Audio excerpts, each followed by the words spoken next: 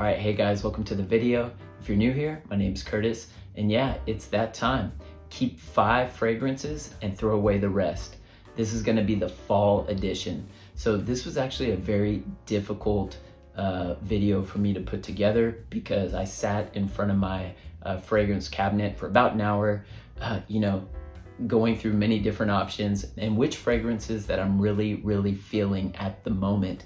And, for you fragrance enthusiasts out there or fragrance collectors, you guys know that, we change. Like one day, or 1 week I could really be feeling these fragrances. Okay, the next week it's these fragrances. So these are the 5 fragrances in my collection that I'm feeling right now for the fall season. All the others gotta go. So if you're curious to hear my thoughts and opinions on these fragrances, then let's go. All right, first up from the house of Javoy, we have Incident Diplomatique.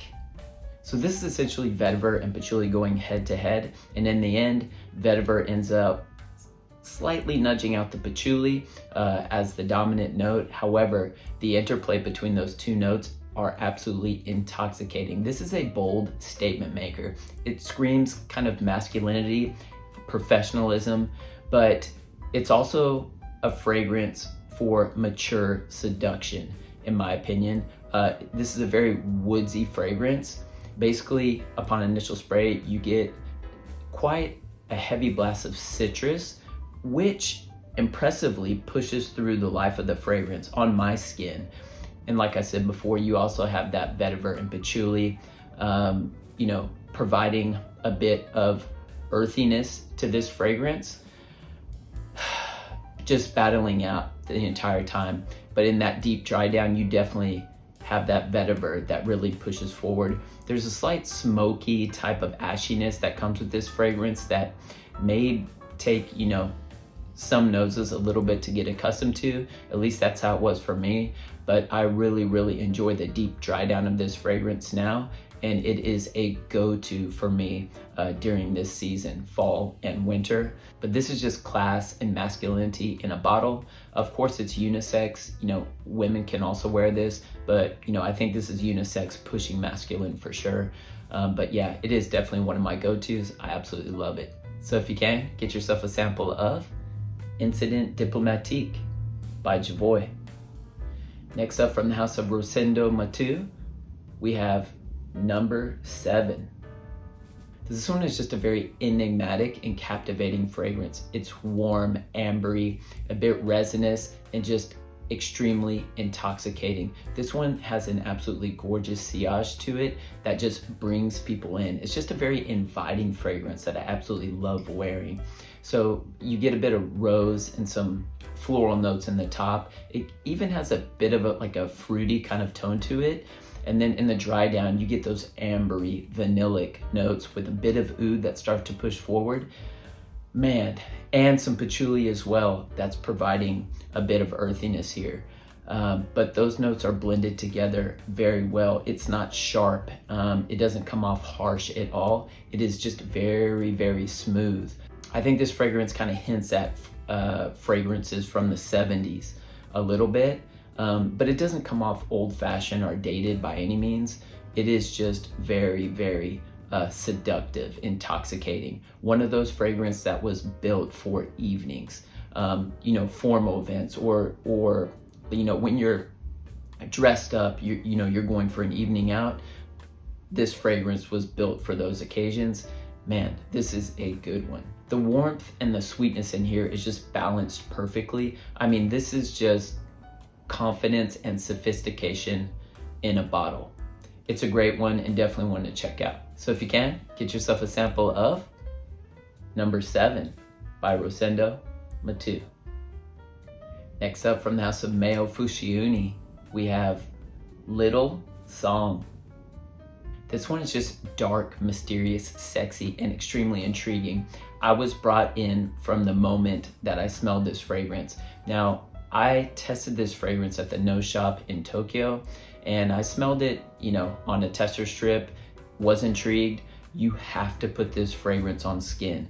That's when this fragrance truly opens up and blooms. This one is just all about robust black coffee tobacco, rose, and a bit of vetiver to provide that earthiness, but it is just blended so well. I mean, it includes basically all of my favorite notes in perfumery, so quite naturally I was going to be drawn to this fragrance, but the way that Mayo constructed this is just brilliant. And I don't have another fragrance that smells quite like this in my collection. You know, this does have quite a heavy blast of black coffee, so if you're not really into coffee-based fragrances, this may not be your cup of tea.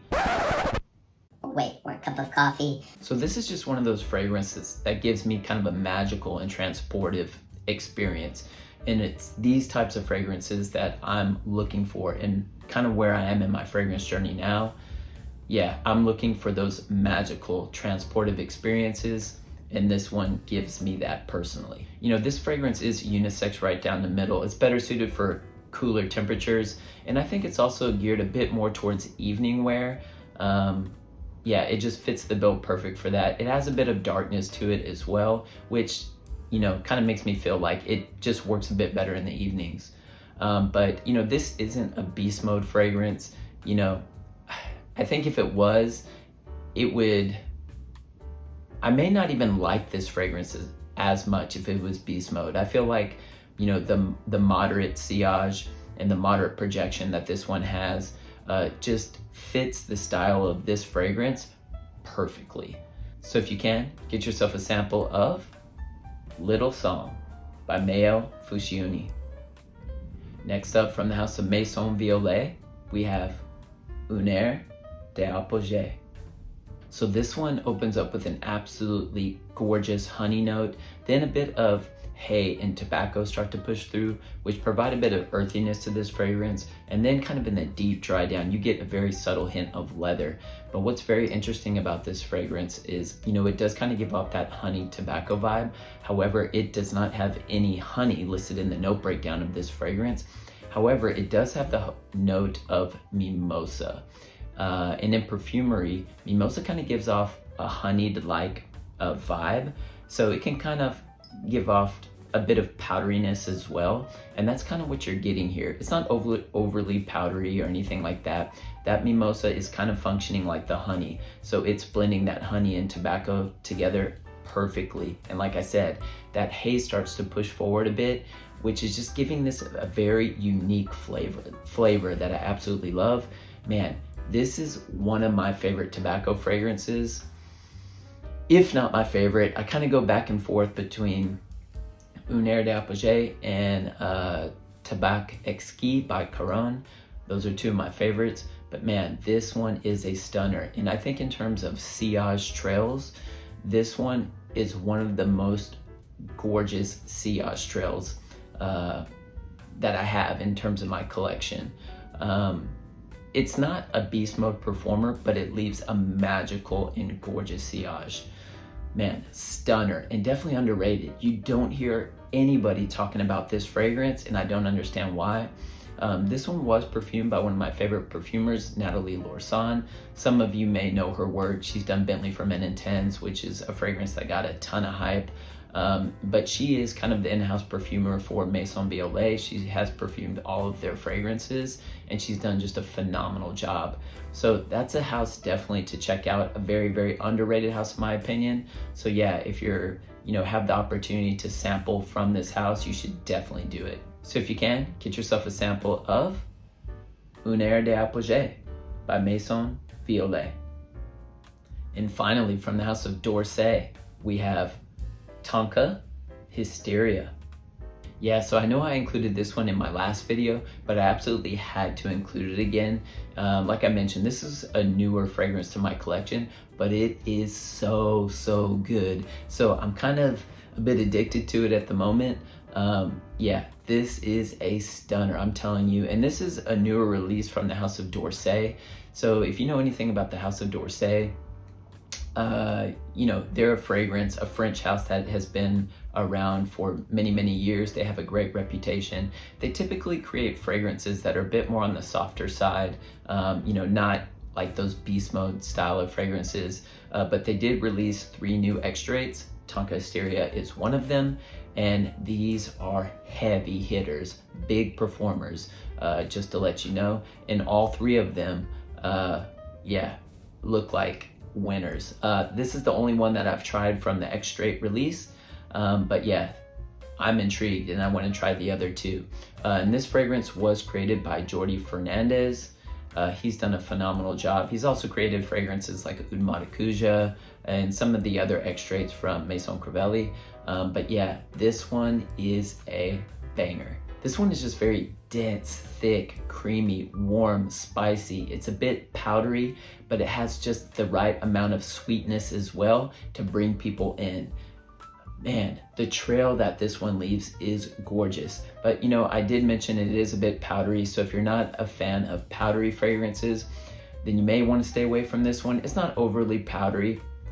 I myself am not a huge fan of powdery fragrances, but this one works. You get a bit of orris in here, which is giving it that kind of powdery effect. But again, it's not overly powdery and it just works in combination with all the other notes that are used. You know, you have a bit of spiciness in the top, you get a blast of cinnamon in the mid, you have some like orris that's providing that powderiness. And then when you move into the dry down, you're getting those kind of ambery notes that are really starting to push forward to give it a bit of sweetness, but it's not overly sweet or cloying or anything like that.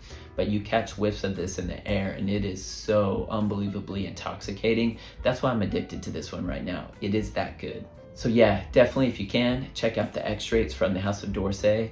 I'm curious to try the other two. I think it's Flower Lust and I think it like an incense, maybe it's called Incense Crush. I don't remember exactly.